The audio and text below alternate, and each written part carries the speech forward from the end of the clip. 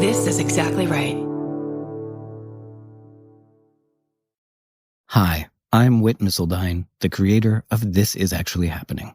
You're about to listen to a clip of a miniseries I created about the Rancho Tehama shootings in 2017 called Point Blank. But I'd like to take a moment to acknowledge the recent shooting at the Covenant School in Nashville, to encourage you all to learn about the Nashville shooting, help the victims if that's available to you, and for our series to urge you to take extra sensitivity and care while listening.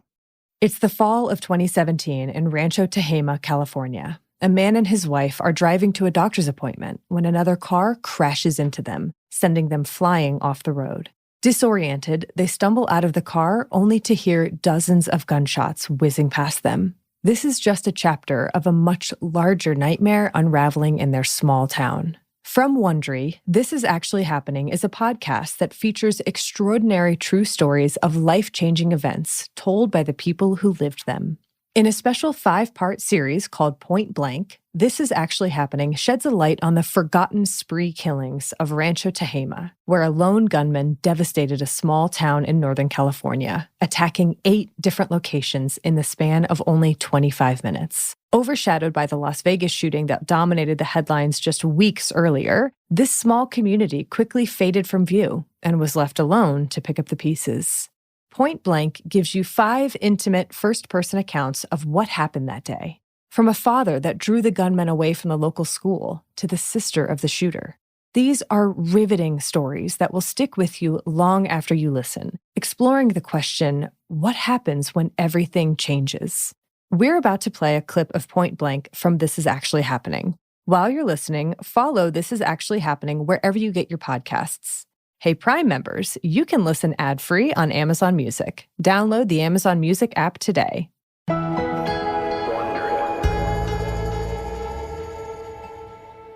We'd lived together by that time for 3 years already. And then we bought a place out here and moved out here. She loved it. She loved being out in the country. She liked the serenity, the privacy. We were kind of out on the edge. I was never home. I was on the road working, construction. I was only home on weekends or in between jobs.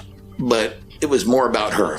It made her happy to be out here where we can have space and have our animals and have a garden, you know. Right now we're looking at snow-capped mountains all the way around. Beautiful Mount Shasta and Mount Lassen and everything in between. It's lovely. We can see the stars, you know. We used to get up on the roof and set up the telescopes and, you know, without a lot of ambient light to interfere. No, we enjoyed the whole experience of being out in the country. It was awesome. But you do kind of have to be tough to live here. You know, it's tough. But life is tough. Life is a challenge, right? I'd had a shoulder injury. I'd had surgery, so I was off work. And I was just about to the point where I was a couple more weeks and then I was going to hit the road again, go to work. So at the tail end, I was going to a doctor's appointment in Redding. She was going along with me.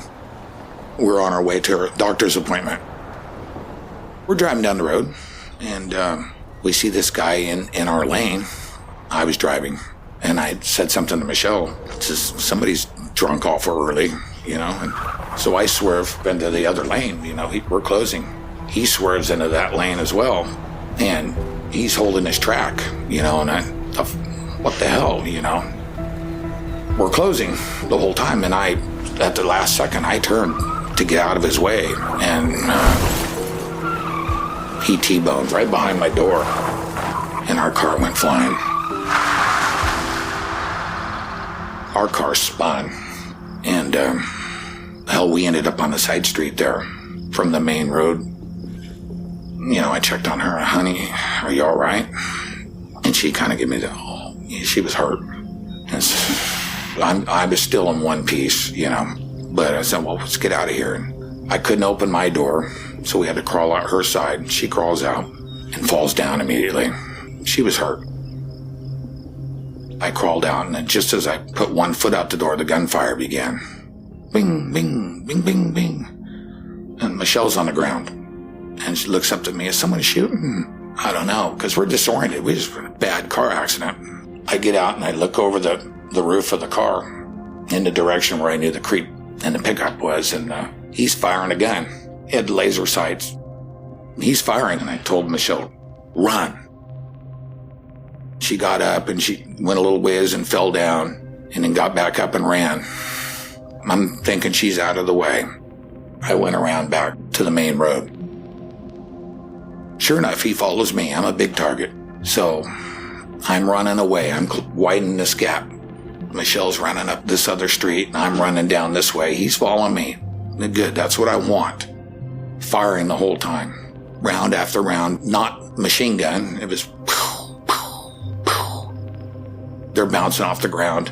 I'm running uphill. I need to get cover somewhere, but there was nowhere to get cover. About that time, some people pull up, and I go up to the car and let me in. And tried to open the car door on this SUV, and the people locked it. They weren't letting me in, and then they back up, my hand's still on the handle of their car, and they pull me to the ground. Bullets are flying. They're scared too. So I'm left there. I pick myself up. The bullets are still flying. I clamber up and, I don't know, I get another 10 feet. And that's when the first bullet hit me. And I hit the ground. Hey, Prime members, you can listen to This Is Actually Happening ad-free on Amazon Music. Download the Amazon Music app today.